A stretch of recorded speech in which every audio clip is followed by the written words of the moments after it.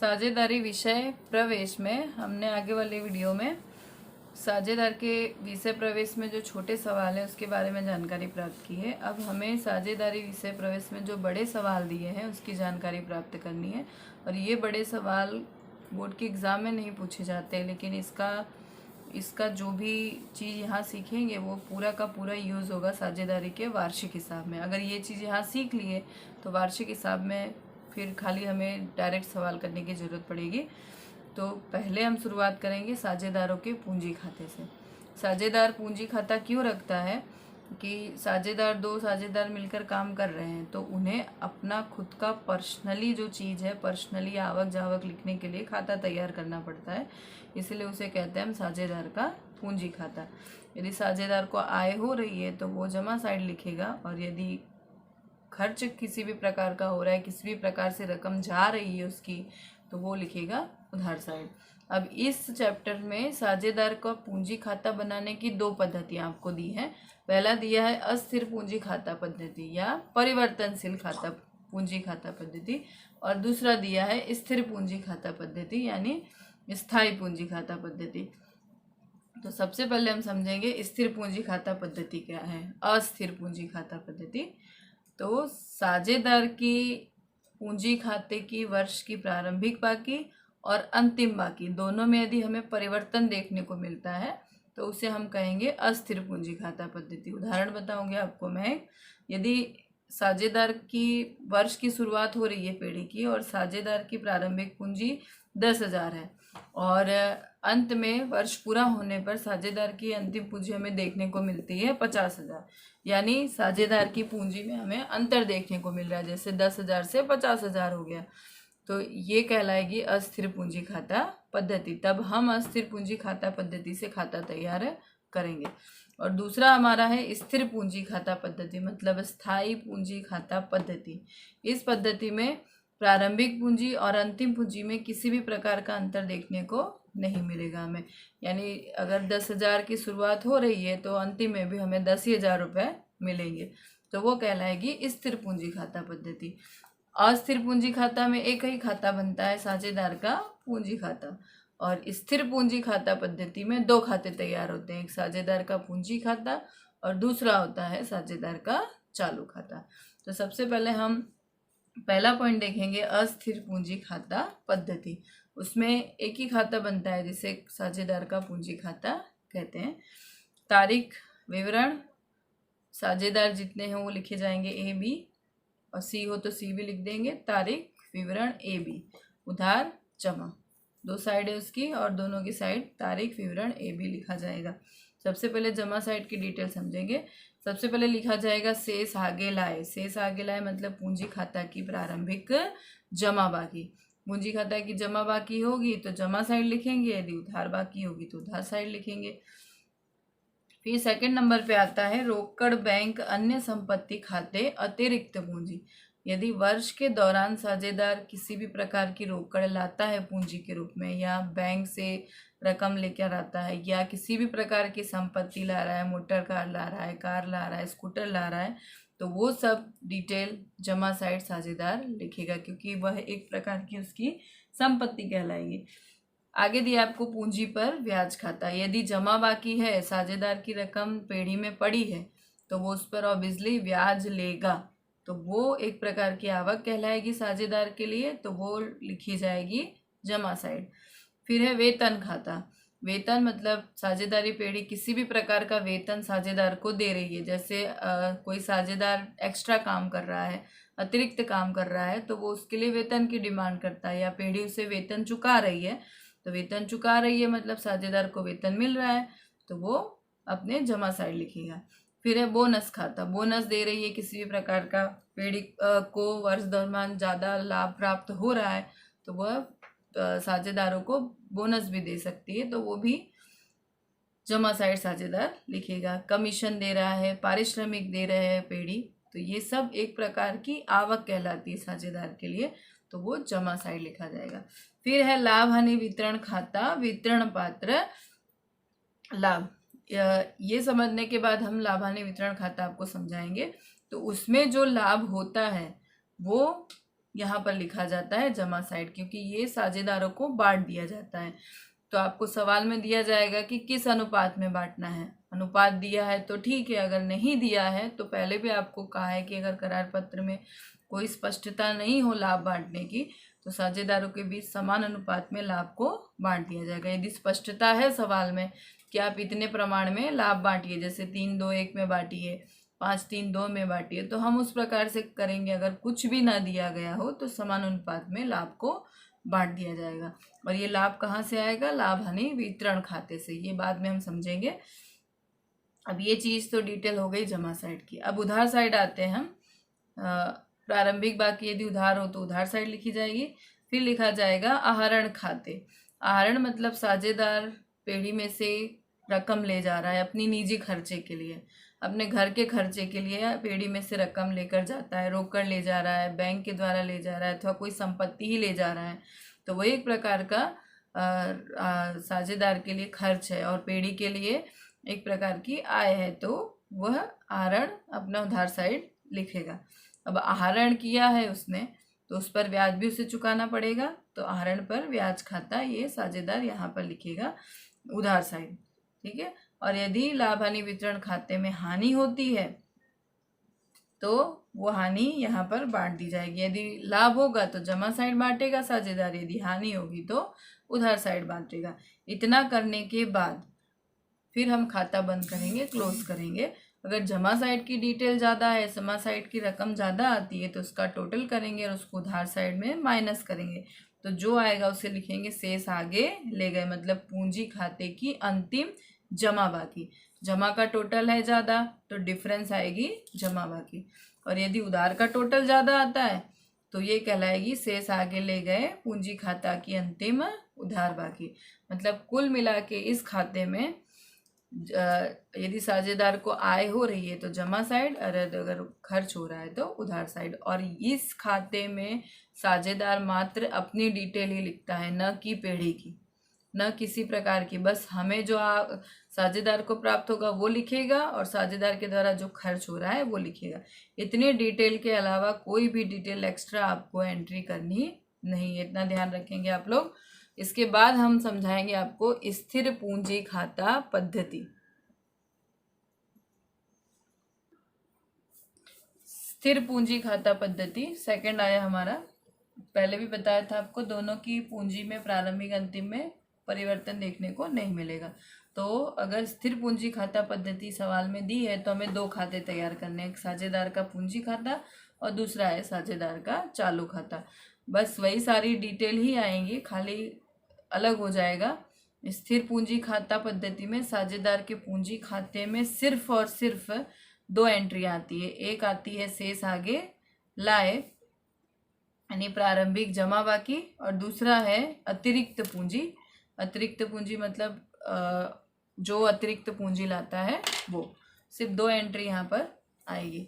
और उधार साइड भी इसी तरह, यदि साझेदार कोई संपत्ति लेकर जाता है वो और शेष आगे ले गए, बस इतनी डिटेल अलग हो जाती है जो हमने पहले सीखा उसमें से। सिर्फ पहले भी बताया आपको शेष आगे लाए, और यदि कोई पूंजी अगर लेकर जाता है वो, यदि पूंजी लाता है तो वो लिखी जाएगी।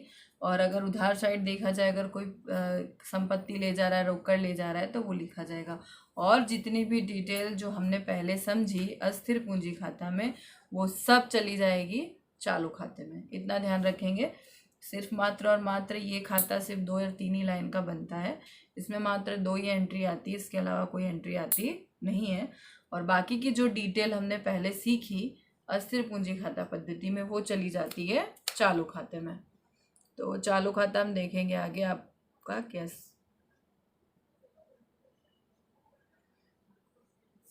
साझेदारों का चालू खाता, चालू खाता भी इसी तरह से बनेगा। तारीख विवरण ए बी रकम रुपए। अब चालू खाता होगा तो सवाल में आपको चालू खाते की बाकी भी दे रखी होगी, साझेदार की दी होगी तो लिखेंगे, नहीं दी होगी तो नहीं लिखेंगे।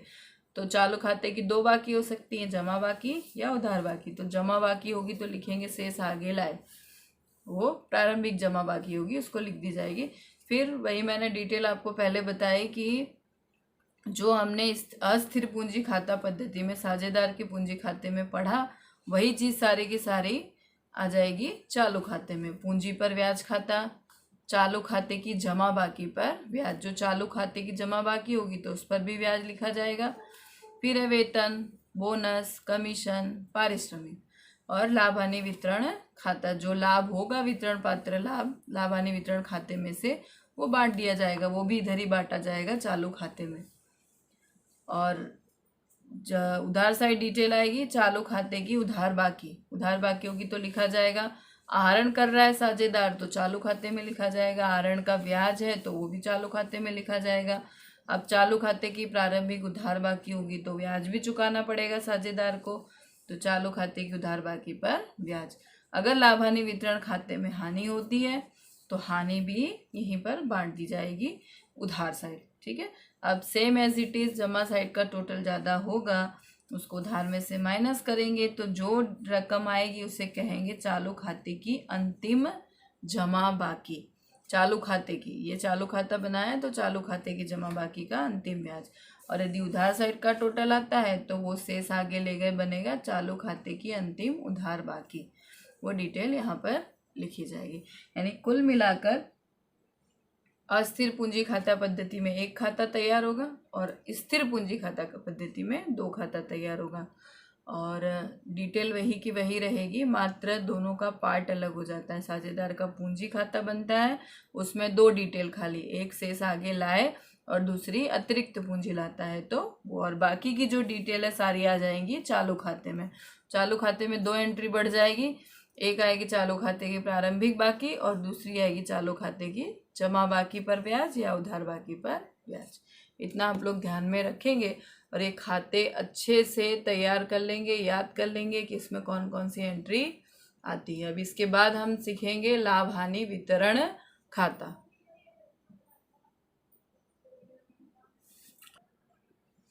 लाभ हानि वितरण खाता, प्रॉफिट लॉस एप्रोप्रिएशन अकाउंट। लाभ हानि वितरण खाता क्या है? अभी तक हमने साझेदार का पूंजी खाता समझा, अब समझेंगे लाभ हानि वितरण खाता।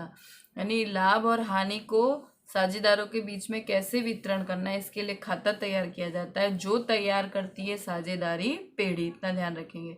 पूंजी खाता तो कौन तैयार करता है? साझेदार। और लाभ हानि वितरण खाता कौन तैयार करता है? साझेदारी पेढ़ी। लाभ हानि वितरण खाता किसका एक भाग है? लाभ हानि खाते का एक भाग है। आपको बोर्ड में एमसीक्यूज में पूछा जा सकता है, पूछा भी गया है, ध्यान रखेंगे। अब हमें लाभ हानि वितरण खाता तैयार करना है और वो वार्षिक हिसाब में भी पूछा जाएगा, आने वाले बड़े सवाल में भी पूछा जाएगा। तो सबसे पहले हेडिंग डाली जाती है ए, बी और सी की साझेदारी पेढ़ी का तारीख जो दे रखी है आपको सवाल में, पूरे होने वाले वर्ष का लाभ हानि वितरण खाता। विवरण रकम रुपए, उधार जमा। सबसे पहले जमा की डिटेल देखेंगे हम लोग। लाभ हानि खाता शुद्ध लाभ हानि खाता मतलब जो हम 11वीं में सीख कर आए हैं वार्षिक हिसाब, उसमें पहले बनाते थे हम व्यापार खाता, दूसरा बनता था लाभ हानि खाता और तीसरा हम बनाते थे पक्की तलपट। तो हम तीसरा खाता पक्की तलपट नहीं बनाएंगे, तीसरा खाता अब हमारा बनेगा लाभ हानि वितरण खाता, चौथा बनेगा साझेदार का पूंजी खाता और पांचवा बनेगा वार्षिक हिसाब यानी पक्की तलपट। तो लाभ हानि खाता शुद्ध लाभ, यदि लाभ हानि खाते में लाभ हो रहा है तो वो ये डिटेल जमा साइड लिखी जाएगी, एंट्री यहाँ पे लिखी जाएगी। अब आता है साझेदारों के आहरण पर ब्याज खाते। मतलब आहरण पर ब्याज वो साझेदार के लिए खर्च बना, पर पेढ़ी के लिए क्या बन जाएगा? आवक। तो वो पेढ़ी अपने लिए कहाँ लिखेगी? जमा साइड, क्योंकि ये कौन तैयार कर रहा है? साझेदारी पेढ़ी। तो जो वहां पर उधार किया हमने, यहाँ पर हम क्या करेंगे? जमा। आहरण पर ब्याज खाते ए, बी, सी, जितने साझेदार हो उसका यहाँ पर रकम लिख कर और टोटल यहाँ बाहर लिखा जाएगा। फिर है साझेदारों के चालू खाते की उधार बाकी का ब्याज। उधार बाकी का ब्याज हमने देखा था कि हमने कहाँ लिखा था? चालू खाते के उधार पक्ष में। तो पेढ़ी कहाँ लिखेगी? जमा पक्ष में। और उसके बाद साझेदारों के इतना डिटेल देखने के बाद अब उधार साइड की डिटेल देखेंगे। यदि लाभ हानि खाते में हानि हो रही है तो यहाँ पर लिखी जाएगी शुद्ध हानि।